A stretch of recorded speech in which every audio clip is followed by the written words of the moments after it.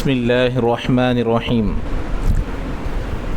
مواعظ أمير المؤمنين عمر بن الخطاب رضي الله تعالى عنه. موعظته لرجل.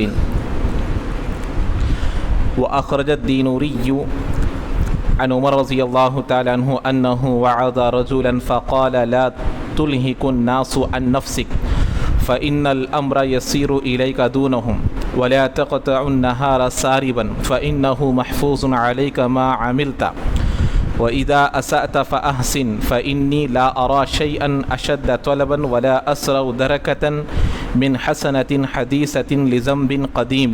كذا في الكنز. أخرج البيهقي عن عمر رضي الله تعالى عنه قال: اعتزل ما يؤذيك وعليك بالخليل الصالح وقل ما تجده وشاور في أمرك الذين يخافون الله. كذا في الكنز. 18 حكمة له رضي الله تعالى عنه.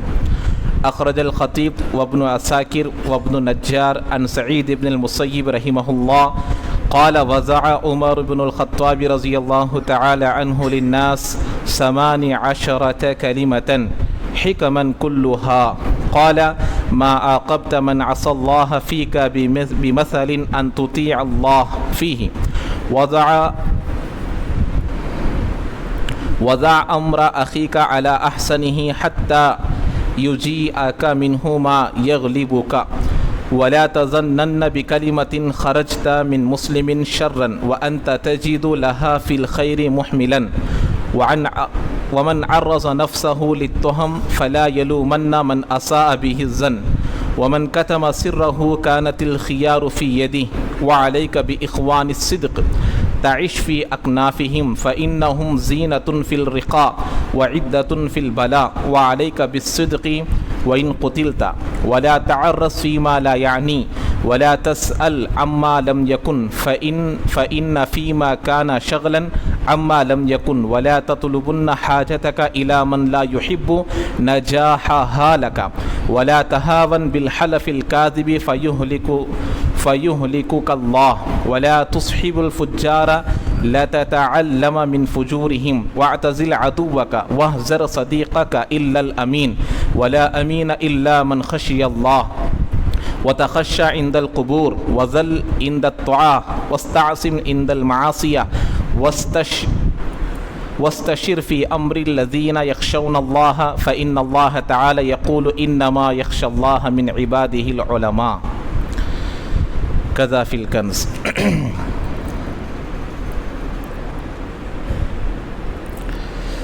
تو ابھی جو عبارت پڑھی گئی ہیں اس میں حضرت عمر رضی اللہ تعالیٰ عنہ کی نصیحتوں کا ذکر ہے. مواعظ کہتے ہیں نصیحتوں کو، وعظ اور نصیحتوں کو. تو حضرت عمر رضی اللہ تعالیٰ عنہ کی نصیحتوں کا اس میں ذکر آیا ہے. اصل میں نصیحت ایک پانی کی طرح ہے.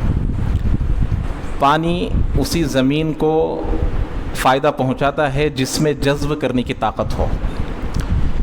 اللہ کے نبی علیہ الصلاۃ والسلام اپنی نبوت کو اور اس نبوت کے دعوت کو قبول کرنے کی 3 مثالیں دیے ہیں.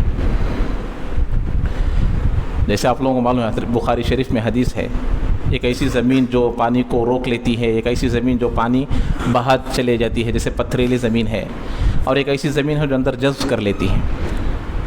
تو ہمارے پاس حضرات خلفائے راشدین اور صحابہ اور اللہ کے نبی علیہ الصلاۃ والسلام کے نصائح ہمارے پاس موجود ہو اور پھر بھی ہمارے سے غلطیاں ہو رہی ہیں اور ان کو ہم اپنی زندگیوں میں نہیں لا رہے ہیں، تو اس کی ایک وجہ یہ ہے کہ دل کا سخت ہو جانا نصیحتیں کام نہیں دیتی ہیں. اور دل جب نرم ہو جاتا ہے تو چھوٹی سی بات پر بھی آدمی کیا ہو جاتا ہے، دین پر چلنے والا بن جاتا ہے. تو اب یہاں پر حضرت عمر رضی اللہ تعالیٰ عنہ کی نصیحتوں کا ذکر ہے. اس میں بہت ساری نصیحتوں کا ذکر آیا ہے. 18 باتوں کو خاص طور پر حضرت عمر رضی اللہ تعالیٰ عنہ فرمائے، جو آج کے زمانے میں اور ہر اعتبار سے ہر آدمی اپنی ذات کے لیے سمجھے کہ بھئی یہ باتیں میرے لیے ہیں. جب بندہ یہ بات میرے لیے سمجھے گا تو اللہ تعالیٰ اس کے لیے عمل کے راستوں کو کھولے گا. اب جب کوئی بات سامنے آئے گی یہ عیب اس کے اندر ہے، یہ چیز اس کے اندر ہے، ایسا دیکھیں گے تو اللہ تعالیٰ عمل کی توفیق کو چھین لیں گے۔ تو اسی لیے اب یہاں پر جو بات بتا رہے ہیں، حضرت عمر رضی اللہ تعالیٰ عنہ ایک آدمی کو نصیحت کر رہے ہیں، انہ وعظ رجلا، ایک آدمی کو نصیحت کر رہے ہیں، کیا؟ لا تلہک الناس عن نفسک، لوگ تجھ کو ہلاکت میں نہ ڈال دے، لوگ تجھ کو ہلاکت میں نہ ڈال دے، یعنی کہ لوگوں کے خیر خواہی میں مشغول ہو کر اپنے آپ کو نہ بھول۔ ہمارا کام ہے دوسروں کو دعوت دینا، دوسروں کو اچھائی کی طرف بلانا، لیکن مقصد کیا ہے؟ اپنی ذات کو سنوارنا ہے۔ اگر ہم دوسروں کے آخرت کو سنوارنے کے پیچھے تو پڑے ہوئے ہیں، اس میں تو ہمارا وقت لگ رہا ہے، لیکن میری آخرت بگڑ رہی ہے، تو اس کو بدترین آدمی کہا گیا ہے۔ بدترین آدمیوں میں سے ایک آدمی وہ ہے جو دوسروں کی آخرت کے خاطر اپنے آخرت کو برباد کریں۔ تو وہی بات بتا، لا تلہک الناس عن نفسک، لوگوں میں مشغول ہو کر اپنوں کو خسارے میں نہ ڈال، اس لیے کہ اس کی وجہ بھی بتا رہے ہیں، فَإِنَّ الْأَمْرَ يَسِيرُ إِلَيْكَ دُونَهُمْ، اس لیے کہ اللہ تیرے بارے میں سوال کریں گے، دوسروں کے بارے میں سوال نہیں کریں گے۔ تو ایک تو ہم خیر امت ہونے کے لحاظ سے دوسروں کا سوال تو ہوگا، لیکن مقدم پہلے میری ذات ہے، پہلے میری ذات پر جب میرا فیصلہ ہو جائے گا تو بعد میں امت کے بارے میں سوال ہو، وہ الگ بات ہے، لیکن مقدم کون سی ذات ہے؟ وہ میری ذات ہے، کہ میرے بارے میں پوچھا جائے گا، میرے نماز، میرا روزہ، میرے اعمال، میرے عقائد، یہ تمام چیزوں کے بارے میں سوال۔ وہی بتایا فَإِنَّ الْأَمْرَ يَسِيرُ إِلَيْكَ، اللہ سب سے پہلے تم سے پوچھیں گے، لوگوں کے بارے میں نہیں پوچھیں گے۔ اور اس کے بعد دیکھیے بہت بڑی بات بتا رہے ہیں، وَلَا تَقْطَعُ النَّهَارَ سَارِبًا، ادھر ادھر پھر کر، ادھر ادھر کاموں میں اپنے دن کو نہ گزارو، یعنی کہ اپنے اوقات کو بیکار نہ کرو۔ آج ہمارے پاس ایک جملہ چلا ہے، ٹائم پاس، وقت نہیں تھا ٹائم پاس۔ مومن کے پاس پاس کرنے کے لیے ٹائم ہی نہیں ہے، مسلمان کے پاس پاس کرنے کے لیے ٹائم ہی نہیں، ٹائم پاس تو بعد کی بات ہے۔ اس لیے عربی کا ایک جملہ ہے، الاشتغال من شان الاحیاء، مشغول رہنا زندوں کی علامت ہے، الفراغت من شان الاموات، فارغ رہنا مردوں کی علامت ہے۔ اب ہم کہاں فارغ رہتے ہیں؟ ہم تو کام میں رہتے ہیں، جیسے گیم کھیلنا، بیکار باتیں کرنا، بیکار کاموں میں مشغول ہونا، یہ مردوں کی مثال، کیونکہ اس سے کوئی فائدہ نہیں ہے، نہ دنیا کا فائدہ ہے نہ آخرت کا فائدہ ہے۔ وہی بتا رہے ہیں کہ ادھر ادھر کے کاموں میں ادھر ادھر گھوم کر اپنے اوقات کو بیکار نہ کرنا، کیوں؟ فَإِنَّهُ مَحْفُوظٌ عَلَيْكَ مَا عَمِلْتَ، اس لیے کہ جو کچھ تم کر لیتے ہو وہ سب محفوظ ہو رہا ہے۔ حساب کتاب کے سلسلے میں ہر چیز کا حساب ہوگا، اس لیے حدیث پاک میں آیا، لا تزول قدم ابن آدم یوم القیامت عند ربہ حتی یسأل عن خمس، 5 سوالات کے بارے میں جب تک سوال نہیں ہوگا پیر نہیں ہلیں گے، معلوم ہے۔ تو وہ بتا رہے ہیں ہر چیز محفوظ ہو رہی ہے، کبھی بھی غافل مت ہونا، ادھر ادھر کے کاموں میں اپنے اوقات کو برباد نہ کرنا۔ اس کے بعد بتا رہے ہیں کیونکہ انسان ہے، کل بنی آدم خطاؤن، ہر آدمی سے خطا ہو سکتی ہے، غلطی ہو سکتی ہے۔ کیا اللہ تبارک و تعالیٰ بصارت ان کو دیا ہے، بصیرت کی نگاہ صحابہ کو دیا ہے، ان کی نصیحتیں دیکھیے، ایک چیز کو بتا رہے ہیں اور بعد میں سے ممکنہ صورتوں کا حل بھی بتاتے جا رہے ہیں۔ اب پہلے اس لیے بتائے، ایک ایک بات کو جوڑتے جائیے، سمجھ میں آئے گی بات۔ پہلے تو بتائے کہ دیکھو تمہارے بارے میں سوال ہوگا، دوسروں کے بارے میں سوال نہیں ہوگا۔ اب معلوم ہوا اپنی فکر میں پڑو گے تو بسا اوقات بیکار اوقات میں وقت لگ سکتا ہے، تو بیکار اوقات میں وقت کو نہ گزارو۔ پھر بعد میں کیوں، اس کی وجہ بتائے، کیونکہ ہر عمل محفوظ ہو رہا ہے، اور پھر بعد میں بتا رہے ہیں انسان ہونے کے ناطے غلطی ہو سکتی ہے، کل بنی آدم خطاؤن، ہم ایسے گنہگار ہے کہ نیکی کرنے جا کر بھی ہم سے گناہ ہوتے ہیں۔ اس کا حل بتا رہے ہیں، وَإِذَا أَسَأْتَ فَأَحْسِن، یاد رکھو جب تم سے کوئی غلطی ہو جائے تو فوری طور پر کوئی نیکی کر لو۔ یہ ایک بہت بڑی نیکی ہے، اس لیے کہ قرآن میں بھی آیا ہے، ان الحسنات یذہبن السیئات، نیکیاں گناہوں کو ختم کر دیتی ہے۔ اس لیے جب بھی ہم سے کوئی گناہ ہو جائے، غلطی ہو جائے، خطا ہو جائے، مومن وہ ہے جو چاہ کر غلطی نہیں کرتا، مومن وہ ہے جو چاہ کر گناہ نہیں کرتا، مومن وہ ہے جس سے غلطی ہو جاتی ہے، اور غلطی ہی معافی کے قابل ہوتی ہے۔ چاہ کر گناہ کرنے سے آدمی اللہ کا نافرمان اور معصیت میں مبتلا آدمی بن جاتا ہے۔ اسی لیے بتاتے ہیں جب تم سے کوئی غلطی یا خطا ہو جائے تو کیا کرنا، کوئی نیک کام کر لو، فوری طور پر نیک کام کر لو۔ اللہ کے نبی دوسری حدیث میں اس کی وجہ بتائے کہ وَأَتْبِعِ السَّيِّئَةَ الْحَسَنَةَ تَمْحُوهَا، ہر گناہ کے پیچھے کسی نیکی کو لے کر آؤ، وہ نیکی اس گناہ کو مٹا دیتی ہے۔ تو نیکی کے اندر اتنی طاقت ہے. اب اس کے بعد ایسا سمجھ کر اسی چیز میں کہیں مشغول ہو جا کر گناہ نیکی میں پڑ جائیں گے، یہ سمجھ کر آگے کی بات کو دیکھیے. فَإِنِّي لَا أَرَى شَيْئًا أَشَدَّ طَلَبًا وَلَا أَسْرَعُ دَرَكَةً مِّنْ حَسَنَةٍ حَدِيثَةٍ لِذَنبٍ قَدِيمٍ. فرما رہے ہیں میں نے اتنی تیزی کے ساتھ بڑھ کر پا لینے والی چیز کو نہیں دیکھا، یعنی تیزی کے ساتھ دوڑ کر کسی چیز کو پکڑنے والی کو میں نے نہیں دیکھا. وہ کون سی چیز ہے؟ ہر نئی نیکی پرانے گناہ کو جلدی پکڑ لیتی ہے. ترجمہ یہ ہے، مطلب کیا ہے؟ جب بندے کو کسی نیک اعمال کی توفیق مل جاتی ہے تو اس کے گناہوں کا اثر، جو پرانے گناہ ہوتے ہیں اس کا اثر باقی رہتا ہے. تو ہو سکتا ہے کہ تھوڑی بھی غفلت ہو جائے گی تو پرانے گناہ میں وہ جلدی مبتلا ہو جائے گا. تو نیکی کے بعد نیکی جب رہے گی، جس کو تسلسل کہتے ہیں، تو گناہوں میں مبتلا ہونے کا موقع اس کو نہیں ملے گا تھوڑا بھی آدمی. اس لیے غفلت مومن کے لیے موت ہے. غفلت کیا ہے؟ مومن کے لیے موت ہے. اس لیے غافل نہیں ہونا کبھی بھی. اس لیے فرماتے ہیں من حسنۃ حدیثۃ لذنب قدیم. پرانی جو گناہ نیکیاں ہوتے ہیں، جب آدمی نیکی میں مشغول ہو گیا تو پرانے گناہوں سے تو بچ جائے گا، لیکن اگر گناہ نیکیوں میں کچھ بھی کمی بیشی کرنے لگا تو وہ پرانے گناہوں میں پھر سے دوبارہ مبتلا ہونے کی امکانات ہے. اور اس سے بچنے کی ایک ہی شکل و صورت ہے کہ جب تم سے کوئی گناہ ہو جائے تو فوری طور پر کیا کر لینا؟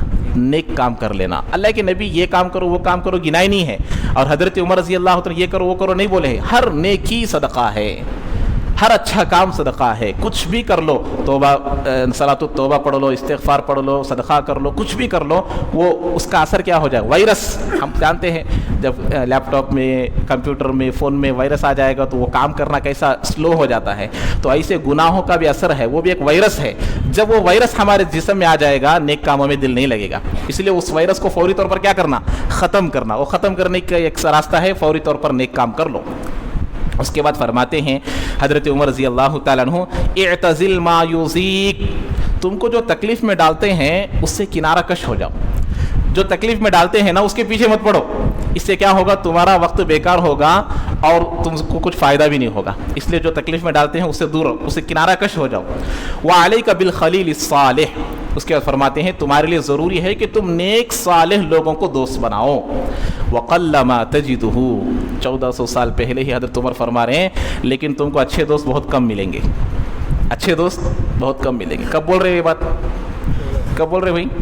1400 سال پہلے. وقل ما تجدہ. لیکن تم کو نیک صالح دوست بہت کم ملیں گے. وشاور فی امرک الذین یخافون اللہ. اور اپنے معاملات میں ایسے آدمی سے مشورہ کرو جو اللہ سے ڈرنے والا ہو. جس کے اندر اللہ کا ڈر ہوگا اس سے مشورہ کرو ہر چیز میں. جس کے اندر اللہ، ابھی آگے اس کی وجہ آئے گی کیا ہے. تو اللہ سے ڈرنا، مشورہ اس آدمی سے کرنا، تجربے کار سے مشورہ کرنا، یہ تو الگ بات ہے. لیکن ہمارا جو دینی مسئلہ ہو، دنیاوی مسئلہ ہو، ایسے آدمی سے کرو جس کے اندر اللہ کا ڈر ہو. اس لیے کہ بسا اوقات وہی آدمی ایسے آدمی کے پاس بھیجے گا جو تجربے کار ہوگا.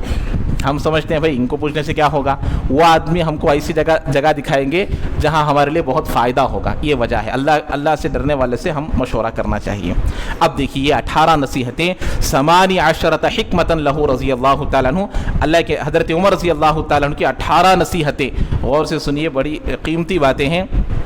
وضع عمر ابن الخطاب رضی اللہ تعالیٰ عنہ للناس 18 کلمۃ حکما کلها. پورے کے پورے حکمت کی باتیں تھیں، دانائی کی باتیں تھیں. یہ سعید ابن مسیب رحمہ اللہ فرما رہے ہیں ما عاقبت من عصى اللہ فیک بمثل ان تطیع اللہ فیہ. تمہارے معاملے میں جو اللہ کی نافرمانی کرے اس کو اس سے بڑی سزا کچھ نہیں ہو سکتی کہ اس کے معاملے میں تم اللہ کی فرما برداری کرو. ترجمہ سمجھیے، تم کو جو تمہارے معاملے میں جو اللہ کی نافرمانی کرے اس کو اس سے بڑی سزا نہیں ہو سکتی کہ تم اس کے معاملے میں اللہ کی فرما برداری کرو. مثال کے طور پر وہ آپ کو تکلیف پہنچا رہا ہے، وہ آپ کی قطع رحمی کر رہا ہے، وہ آپ کو دھوکہ دے رہا ہے، وہ آپ کا حق تلفی کر رہا ہے، وہ آپ کے معاملے میں آپ کے معاملے میں اللہ کی نافرمانی کر رہا ہے. تو اب اس کی سزا کیا ہے؟ اس کا دھوکے کا بدلہ دھوکے سے نہ دو، دشمنی کے بدلہ دشمنی سے نہ دو، اور چوری اس کے کیا کہتے ہیں جھوٹ کا بدلہ جھوٹ سے نہ دو، اس کے مقابلے میں کیا حق ہے اس کو دو، مطلب کیا ہے وہ حق تلفی کر رہا ہے تو اس کو دو، وہ تم کو دھوکہ دے رہا ہے تو تم اس کو دھوکہ نہ دو، وہ تم سے قطع تعلق کر رہا ہے تو تم اس کے ساتھ ملو، یہ اس کے لیے سب سے بڑی سزا ہے۔ ہم کیا سمجھتے ہیں؟ بدلے کا بدلہ سزا ہے سمجھتے ہیں، یہ سزا نہیں ہے، سزا اس کے لیے اس لیے کہ اس میں کیا ہے تمہارے درجات بلند ہوں گے، اس میں کیا ہوں گے؟ ہمارے درجات بلند ہوں گے۔ اس لیے فرمایا جب کوئی آدمی غیبت کرتا ہے تو غیبت کرنے کوئی بزرگ کا نام میں بھول رہا ہوں، تو ایک آدمی آ کر کہنے لگا تمہارے بارے میں وہ ایسا ایسا بول رہے ہیں، تو کہا بھائی اس سے بڑے گنہگار تو تم ہو، وہ تو میرے پیٹھ کے پیچھے برائی کی ہے، تم تو میرے سامنے کر رہے ہو۔ اور ایک بزرگ کے بارے میں آیا کہ ایک آدمی کی غیبت کر رہے معلوم ہوا، لے جا کر ان کو مٹھائی کا ڈبہ دے دیے۔ کیا حضرت کیا بات ہے؟ تو بولنے لگے بھائی اس سے بڑی بات، اس سے بڑی خوشی کی بات کیا ہوگی کہ تم نے میری غیبت کی ہے، تمہارے گناہ میرے حق میں آ جائیں گے اور میرے گناہ تمہارے حق میں چلیں گے، تمہارے نیکیاں میرے حق میں آئیں گی، میرے گناہ تمہارے حق میں چلے جائیں گے۔ تو معلوم ہوا اس سے بڑی سزا اس کے لیے کوئی نہیں ہے۔ تو اسی لیے اللہ کی فرما برداری کرنا ایسے معاملے میں جب آدمی کے لیے آسانیاں ہوں گی۔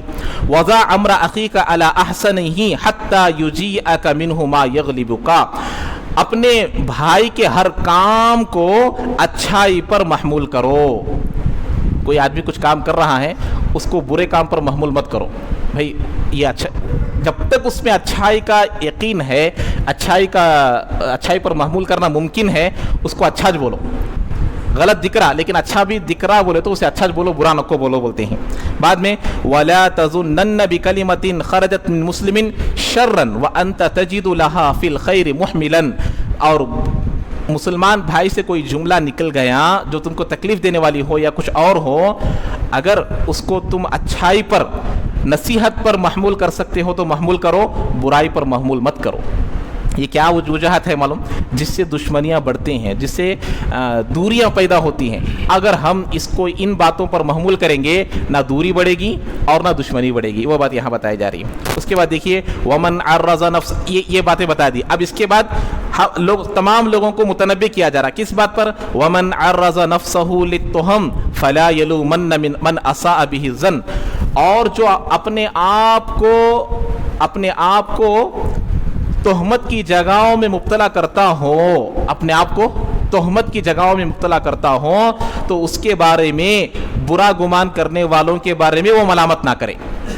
ایک آدمی ہے بھائی تہمت کی جگہوں میں جا رہا ہے، یہاں جانے سے اس کا نام بگڑ جائے گا، اس کی ذات پر دھبا پڑے گا، تو خود ایسے اب وہاں اچھا کام بولنے کی چانسز نہیں ہے، ایسے جگہوں میں جا رہا ہے تو آپ اس کی ملامت کریں گے، اس کے بارے میں برا بھلا بولیں گے تو اسی کی غلطی ہے، لوگوں کی غلطی نہیں ہے۔ تو معلوم ہوا اس لیے حدیث میں آیا اتقوا مواضع التہم، بھائی تہمت کی جگہوں میں جانے سے بچو۔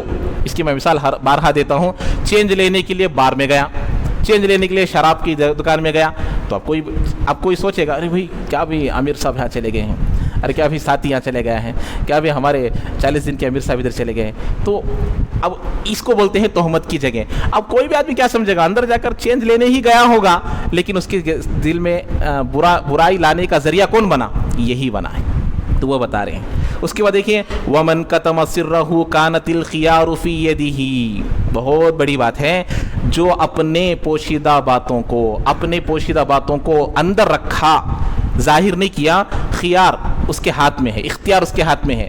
جو بات یعنی کہ جو بات ہونٹوں کے باہر آ گئی وہ راز نہیں ہے۔ راز کس کو بولتے ہیں معلوم؟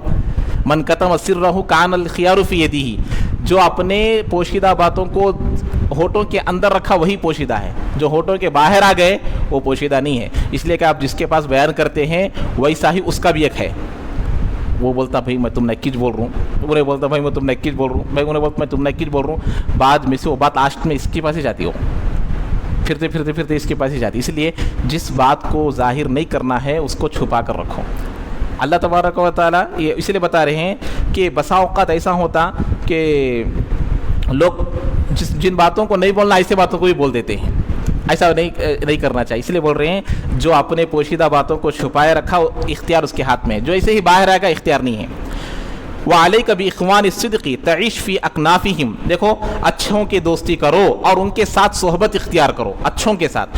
فإنہم زینۃ فی الرخاء وعدۃ فی البلاء، اس کی وجہ بتا رہے کیا ہے، یہ تمہاری خوشیوں میں، اچھی حالتوں میں تمہارے لیے زینت ہے، زینت مثال کے تو اسی لیے کہتے ہیں دوست کسی کو پہچاننا ہو تو کسی کو دیکھنا ہو کسی کے بارے میں معلوم کرنا ہو تو اس کے دوستوں کو دیکھ کر پہچانو.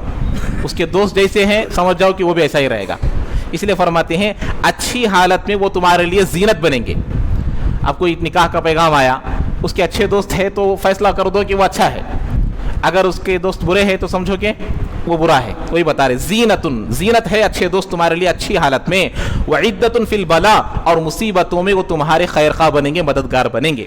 وعلیک بالصدق, اور تمہارے لیے ہمیشہ سچ بولنا ضروری ہے.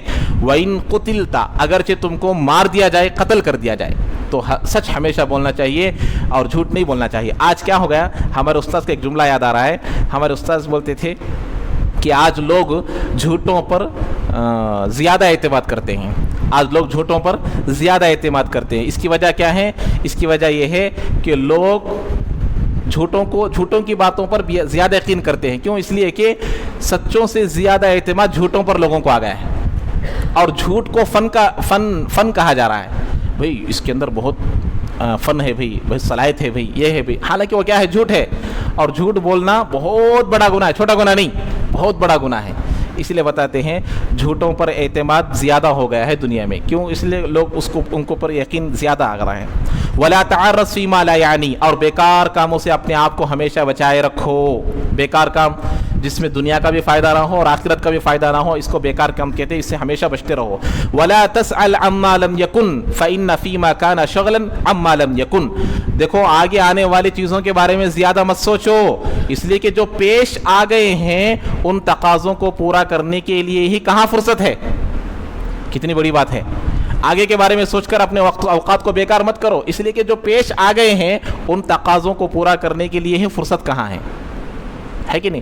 ہمارے پیچھے کتنا گزرا ہے, پاسٹ بھی ہمارے ہاتھ میں نہیں ہے, پریزنٹ بھی ہمارے پاس نہیں ہے, فیوچر بھی ہمارے ہاتھ میں نہیں ہے, پریزنٹ ہمارے ہاتھ میں ہے, اب کیا کرنا یہ ہے. اس لیے ہمارا اللہ میرے سے اب کیا چاہ رہا ہے, یہ چاہ کر زندگی جو گزارے گا, ان تعبد اللہ کأنک ترا, میرا اللہ مجھے دیکھ رہا ہے سمجھ کر زندگی گزاریں گے, وہ اس کی زندگی بن جائے گی. وہی بتا رہے ہیں کہ آگے کی چیزوں کو سوچ کر اپنے آخرت کو برباد نہ کرو.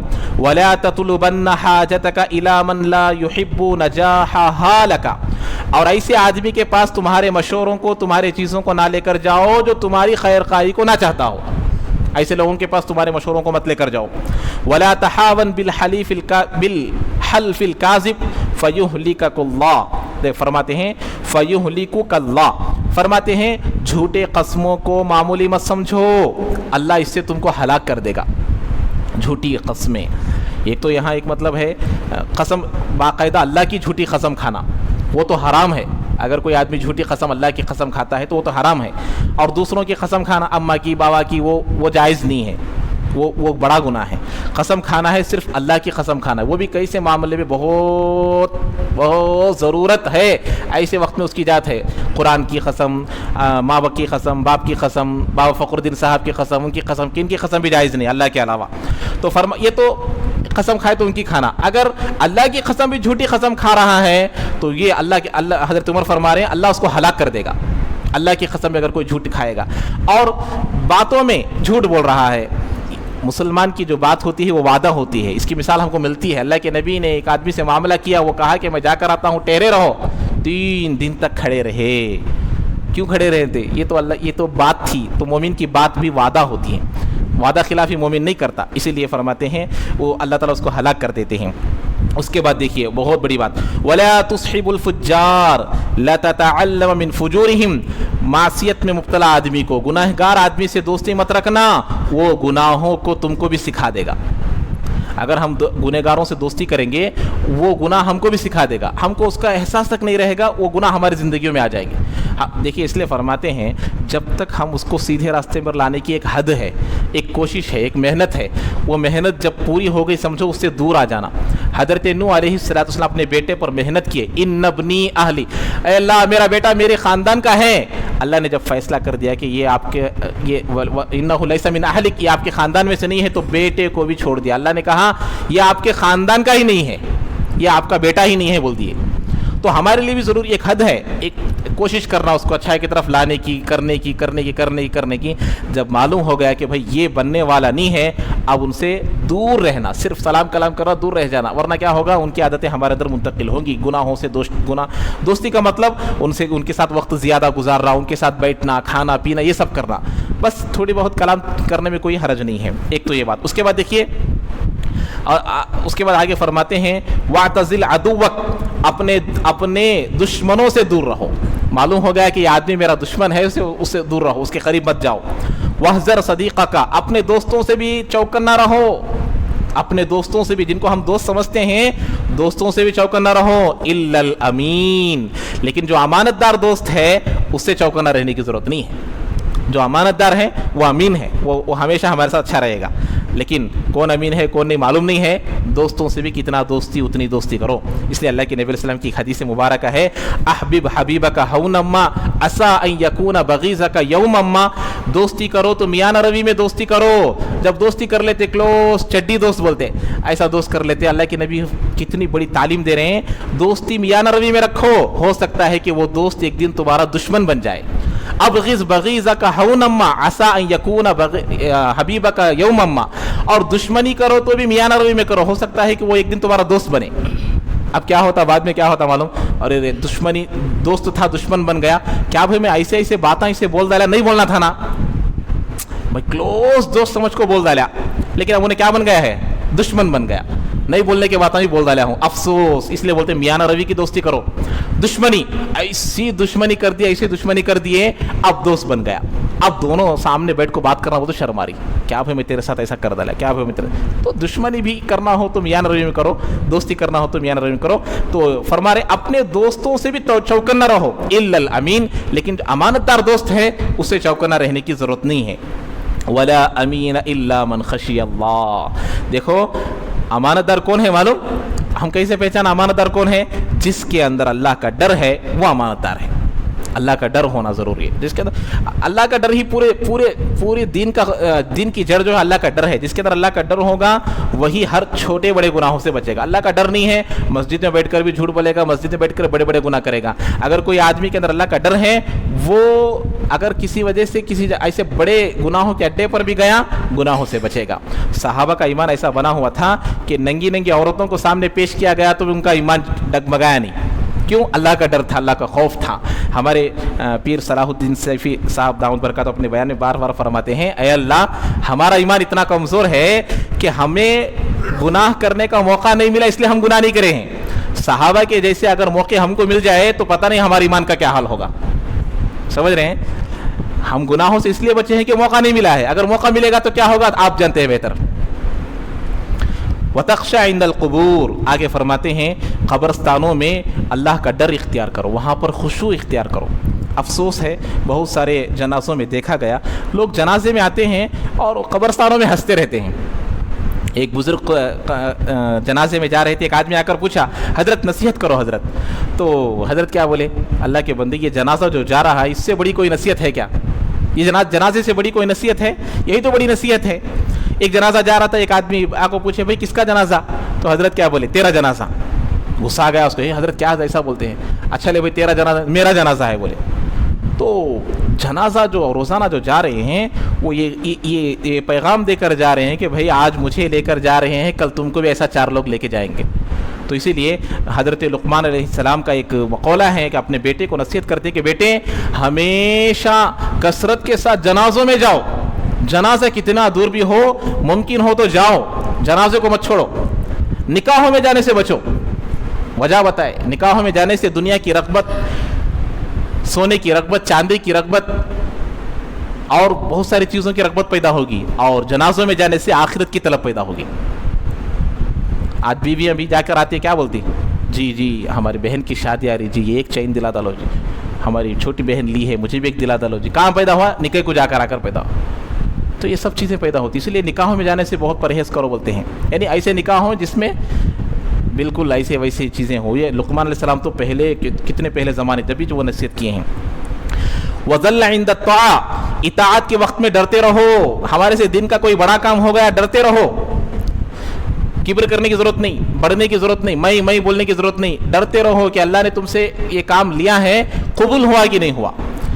काबतुल्लाह जैसी इमारत की तामीर की है, इतना मुअज़्ज़ज़, इतना बड़ा काम दुनिया में कोई और काम है क्या भाई? काबतुल्लाह की तामीर किए हैं। रब्बना तक़ब्बल मिन्ना, कबूल होने में राई के दाने के बराबर भी शक नहीं है, लेकिन दुआ कर रहे हैं। वईद यरफ़उ इब्राहीमुल क़वाइद मिनल बैत व इस्माईल, अल्लाह खुद बोल रहे हैं। उसके बाद इन्होंने दुआ किया रब्बना तक़ब्बल मिन्ना, अल्लाह ये खिदमत को कबूल कर ले। इसलिए कि नेकी करना बड़ी बात नहीं है, नेकी का कबूल होना बड़ी बात है। और एक दुआ बारहा मैं कहता हूँ, रब्बना आतीना फिद दुनिया हसना व फिल आखिरति हसना। लोग क्या बोलते मालूम इसका मतलब? देखो अल्लाह दुनिया मांगो बोल रहा है, रब्बना आतीना फिद दुनिया, दुनिया मांगो। दुनिया मांगने का अल्लाह किसी जगह भी हुक्म नहीं दिया, दुनिया मुक़द्दर है, वो मिलकर रहेगी। इसका मतलब क्या है मालूम? मुफस्सिर हज़रत इस दुआ की तशरीह में लिखे हैं, ए अल्लाह ऐसी दुनिया की नेकी नसीब फरमा जो आखिरत में भी काम आए। ऐसी नेकी, रब्बना आतीना फिद दुनिया हसना व फिल आखिरति हसना का क्या मतलब है? ऐसी नेकी नसीब फरमा, दुनिया में ना नेकी करते, मरने के बाद रजिस्टर क्लोज, तो दुनिया में ऐसी नेकी की तौफीक दे जो आखिरत में भी काम आए। बहरहाल उसके बाद देखिए फरमाते हैं, तो इसीलिए कभी भी कोई हमसे नमाज हो गई, नमाज के बाद इससे इस्तिग़फ़ार करना है, रोज़ा रखे इस्तिग़फ़ार करना है, हज किए इस्तिग़फ़ार करना। क्यों भाई? कबूल हुआ नहीं हुआ मालूम नहीं, अल्लाह से तौबा मांगना। इसलिए फरमाया जब तुमसे कोई दिन का काम हो, इताअत के वक्त में तवाज़ु इख्तियार करो, वस्तअसिम इंदल मासिया, और जब तुमसे कोई गुनाह हो जाए तो इस्तिग़फ़ार करो, वस्तशिर फ़ी अम्रिल लज़ीना यख़शौना अल्लाह, और तुम्हारे कामों का मशवरा उन लोगों से करो जिनके अंदर अल्लाह का डर हो। कुरान की आयत पढ़े, उसके बाद ये 18 चीज़ें होंगी, आप गिन सकते हैं 18 चीज़ें हैं। इन्नमा यख़शल्लाह मिन इबादिहिल उलमा, इसलिए कि उलमा ही अल्लाह से डरने वाले हैं, उलमा ही अल्लाह से डरने वाले। इसका लाज़िमी माना क्या आता है मालूम? उलमा कौन है? जो अल्लाह को डरते हैं, अल्लाह को डरने वाले ही उलमा हैं। तो इसीलिए अल्लाह का डर, अल्लाह का खौफ हमारे अंदर पैदा करना बहुत ज़रूरी है। तो ये नसीहत हज़रत उमर रज़ी अल्लाह तआला अन्हु की हैं, जो एक आदमी को फरमाए थे। अल्लाह ताला हम तमाम को इन नसाहियों पर अमल करने की तौफ़ीक़ नसीब फरमाए, तो करने के काम है उनको करने की तौफ़ीक़ नसीब फरमाए, और जिनसे मना किया गया है उनसे बचने की तौफ़ीक़ नसीब फरमाए। सुब्हानल्लाहि व बिहम्दिही, सुब्हानकल्लाहुम्मा व बिहम्दिका, व नशहदु अन ला इलाहा इल्ला अंता नस्तगफिरुका व नतूबु इलैक।